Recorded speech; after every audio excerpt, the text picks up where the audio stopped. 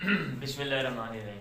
अभी हम देखेंगे एक नया मसला जिसको कहा जाता है मसलतुल अल उम्रियतान या अल गर्राबान। यानी एक मसला नहीं है, अल मसलतानी अल उम्रियतान या अल गर्राबान। अल उम्रियतान इसलिए कहा जाता है, ये दो मसले हैं और जिनका फतवा हज़रत उमर ने दिया था। और हज़रत उमर अकेले नहीं, उनके साथ कुछ और लोग भी हैं, अभी मैं आपको बताऊँगा मैं। और ये मसला भी आम रूटीन से हट के है। ये मसला जो है मतलब है वो जिसमें तीन वारस हैं, वो तीन वारस खामद हो, माँ बाप हो, ज़ौजा बवैन, या बीवी और माँ बाप हो, ज़ौजा बवैन। यानी एक मसला नहीं बल्कि ये दो मसले हैं। ये जो दो मसले हैं ये भी आम रूटीन से ज़रा हट के हैं, इसलिए इनको भी अलग बयान कर दिया जाता है कि भाई, और इनको नाम भी दे दिया गया है क्योंकि ये इसका जो आगाज़ हुआ था वो हज़रत उमर से हुआ था।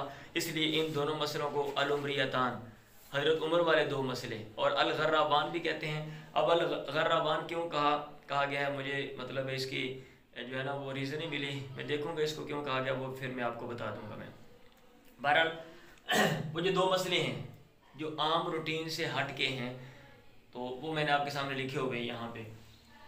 ज़ौज खामद हो और माँ बाप, अब और उम, या ज़ौजा और अब और उम। अब इसको कैसे हल करना है, तो इसमें दो मौक़िफ़ हैं, एक जमहूर का मौक़िफ़ है और एक अब्दुल्ला बिन अब्बास का मौक़िफ़ है। जो जमहूर हैं वो ये कहते हैं कि यहाँ पे जब आपने माँ बाप को हिस्सा देना है तो आपने माँ का हिस्सा कम कर देना है, माँ का हिस्सा कम कर देना है। जो अब्दुल्ला बिन अब्बास हैं वो कहते हैं नहीं, माँ का जो हिस्सा है वो कम नहीं करना, माँ का जो हिस्सा है वो कम नहीं करना। वो अपने दलाइल देते हैं, उनके क्या दलाइल हैं वो मैंने ये लिखे हुए, मैं भी आपको मैं वसात करता हूँ।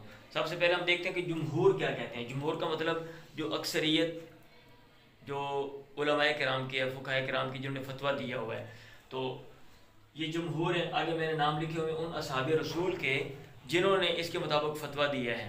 हज़रत उमर हैं, हज़रत उस्मान हैं, और ज़ैद बिन साबित हैं, अब्दुल्ला बिन मसूद हैं, हज़रत अली का नाम भी आता है। और मैंने यहाँ पे नहीं लिखा क्योंकि उसमें लिखा हुआ रूविया मरवी है, तो मतलब जब रूविया से बात की जाती है और इतनी पक्की नहीं होती, इसलिए मैंने रूविया भी छोड़ दी है। अब ये क्या कहते हैं, इन मसलों को कैसे हल करना है देखें। खामद औलाद मौजूद ना हो, खामद को आप क्या देते हैं, निस, और औलाद मौजूद ना हो तो बाप क्या होता है, असबा, उसको बचा हुआ सारा माल मिलता है। और पहली सूरत ना हो, औलाद ना हो, सॉरी औलाद हो और दो भाई बहन हो तो छठा हिस्सा, ठीक, छठा हिस्सा, ठीक है। तो अगर वो ना हो तो हाँ, तो इसमें वो कहते हैं तीसरा हिस्सा जो देना है ना, छठा हिस्सा अगर नहीं मिल रहा तो जो तीसरा हिस्सा आप उसको देते हो, तीसरा हिस्सा, तो वो तीसरा हिस्सा सारे माल का नहीं देना आपने तीसरा हिस्सा देना है जो माल बच जाएगा उसका, जो माल बच जाएगा उसका। और ये जो आपने पढ़े हुए हैं ना, माँ की तीन हालतें हैं, एक सुदुस और एक सुलुस मा बाकिया और एक सुलुसुल कुल, वो कंसेप्ट जो अहनाफ हैं उनका है। और बल्कि अहनाफ क्या मतलब अक्सरियत का कंसेप्ट है। कुछ लोगों ने इतराज़ किया है, हज़रत इब्न अब्दुल्ला बिन अब्बास का जो मौक़िफ़ है ना, ये कुछ लोगों ने और औरों ने भी अपनाया है, ये अहनाफ का भी है और अक्सरियत का है। तो आपको मैंने जो मिरास पढ़ाई है वो सिराजी की तरह के मतलब पर मैंने पढ़ाई है, और वो किन की बुक है, अहनाफ की बुक है, ठीक है। तो उसमें आपने क्या पढ़ा था, सुदुस छठा हिस्सा, सुलुस मा बाकिया जो माल बच जाए तीसरा हिस्सा। अगर ये सूरतें ना हो तो फिर सुलुसुल कुल, तो यहाँ पे सुलुस मा बाकिया। अब इसको हम हल करेंगे, फिर इस मसले को अब्दुल्ला बिन अब्बास के मुताबिक भी हल करेंगे ताकि कंपैरिजन हो जाए और चीज़ मज़ीद क्लियर हो जाए। तो आप निसफ़री के सानी के साथ आ जाए। आप मसला बनाते हैं किससे, 6 से, इसको आपने दिया 3, बाकी कितना है 3, खामद को हिस्सा दिया 3, माल के 6 हिस्से किए थे, बाकी कितने बच गए 3। अब उसका तीसरा हिस्सा आपने देना है। अभी 3 का तीसरा हिस्सा 1 और ये 2। अब आम रूटीन से ये हटके है, क्योंकि आम रूटीन में क्या कर रहे होते हैं, निसब आप दे रहे हैं किसका, कुल माल का, सुलुस आप तीसरा हिस्सा दे रहे हैं किसका? कुल माल का। रुबो चौथा हिस्सा आप दे रहे हैं किसका? कुल माल का। यानी माल के जो कुल हिस्से किए हैं आप उसका दे रहे होते हैं। लेकिन यहाँ पे आपने क्या किया है? आपने एक मुनफरिद, एक अलग मेथड अपनाया है, और वो क्या है कि आपने एक बार इसको तो हिस्सा दे दिया और जो बाकी माल बच गया आप उसमें से निकाल रहे हैं। अमूमन ऐसा नहीं होता, तो इसलिए इसका भी मतलब है, इसको अलग बयान कर दिया जाता है और इसका नाम है, और इसका नाम क्या है? दो मसले हैं, अल-मसलतान और उमरियतान, हज़रत उमर वाले दो मसले, या अल-मसलतान अल-खर्राबान। अच्छा, ये यहाँ पे हल हो गया, समझ लग गई ना आपको? अब ये मसला हम अब्दुल्ला बिन अब्बास के मुताबिक हल करते हैं। अब्दुल्ला बिन अब्बास क्या कहते हैं? वो कहते हैं कि इसको हम देंगे निस्ब, और इसको देंगे ये असबा है, और माँ को हम देंगे सुलुस, कुल माल का सुलुस, और हम मसला बनाएंगे 6 से, माल के 6 से करेंगे, इसको तीसरा निसफ 3 निस्फ, और इसको तीसरा हिस्सा 2, और इसको 1।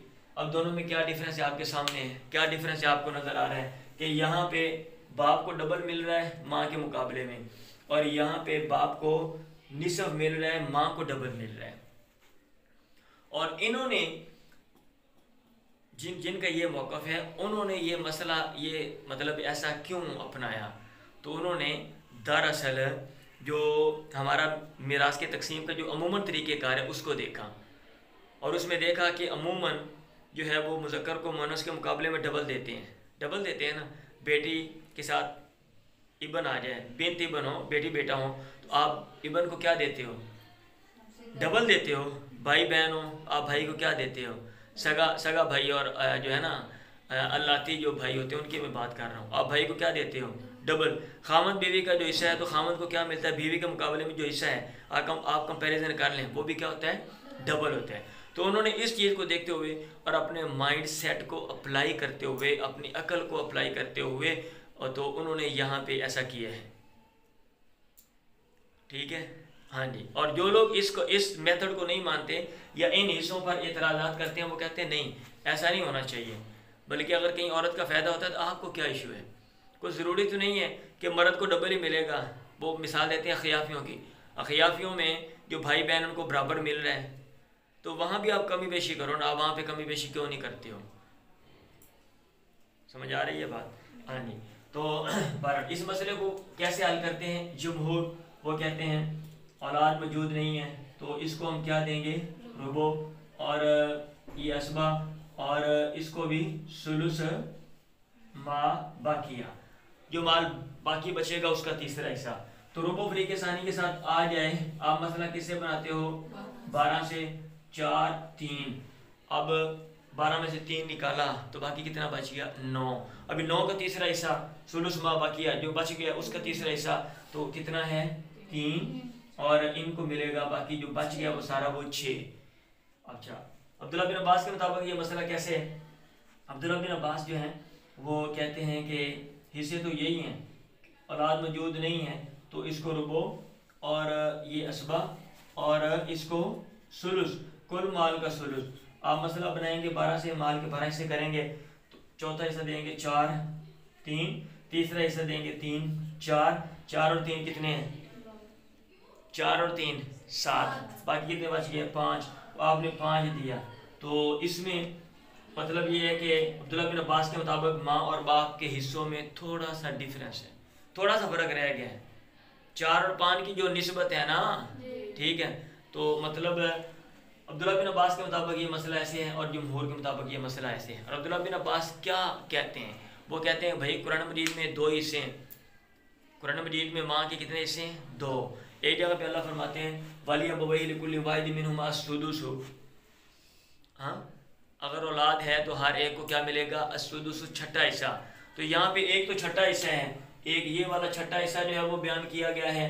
और एक जगह पे आगे अल्लाह कहते हैं फ़इल्लम यकुन लहू वलदुन व वरिसहु अबवाहु, अगर औलाद नहीं है और माँ बाप दोनों वारिस हैं, फ़ली उम्मिही अस्सुलुस। तो वो कहते हैं कुरान मजीद में सिर्फ 2 हिस्से हैं, या छठा है और या फिर तीसरा है, या फिर सुदुस है और या फिर सुलुस है। तो ये कहना भाई सुलुस है और सुलुस मा बाकी है, ये ठीक नहीं है। ये सुलुस माँ बाप की आप खाम खा अपने पास से निकाल रहे हो। कुरान मजीद में तो 2 हिस्से बयान किए ना, तो लिहाजा 2 हिस्से हम देंगे। अगर कोई सूरत है सुदुस में फ़ाल करती है, आती है, भाई बहन है, औलाद है, तो सुदुस, अदरवाइज सुलुस, अदरवाइज सुलुस। तो पेपर में जो आ जाते हैं, पेपर में ये आता है कि आपके पेपर की मैं बात कर रहा हूँ, आपकी किताब में इसका नाम नहीं लिखा हुआ, नहीं ना लिखा हुआ, आपने अगर पढ़ा है तो पेपर में आ जाता है आपकी किताब के मुताबिक जो है ना ज़ौज अबवैन वाला मसला या ज़ौज अबवैन वाला मसला हल करें, ठीक है, या ये मसला दूसरों से कैसे मुनफरिद है, ये मसला दूसरों से कैसे मुनफरिद है। और जो लोग और किताबें पढ़ते हैं, सिराजी है, उसके अलावा और किताबें भी पढ़ाई जाती हैं मुख्तलिफ, मेरे ज़हन में नहीं मतलब है नाम याद, तो उनमें ऐसा भी ज़ौजा बयान भी लिख देते हैं, मसला हल करें जी, इसमें अहले इल्म का इख्तिलाफ बयान करें, या फिर वो कहेंगे अल-उम्रियतान अल-मसलतान अल-उम्रियतान, उनकी वजाहत करें, या अल-मसलतान अल-गर्रावान, हाँ 2 मसले जिनका नाम गर्रावान या अल-उम्रियतान है, उनकी वजाहत करें, या इसमें अहले इल्म का इख्तिलाफ बयान करें, तो फिर आपको ये सारी चीज़ें वहाँ पे बतानी पड़ेंगी। क्लियर है जी? चलें।